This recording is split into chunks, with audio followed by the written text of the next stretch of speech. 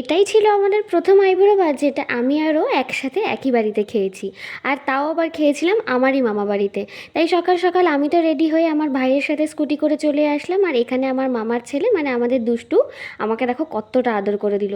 কারণটা কি বলো তো, আমি ওর জন্য কিন্ডার জয় নিয়ে গিয়েছিলাম। আমাদের খাওয়ার আগেই কিন্তু আমার ভাই খেতে বসে পড়েছিল, আর এখানে আমি আর দুষ্টু দুজনে মিলে গল্প করছিলাম। তারপরে তো ও চলে আসলো।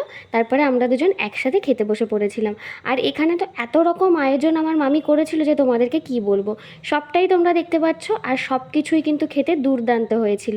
তারপরে প্রথমে আমার মামি আর তারপরে আমার মামা সবাই মিলে কিন্তু আমাদেরকে একে একে আশীর্বাদ করে নেয়।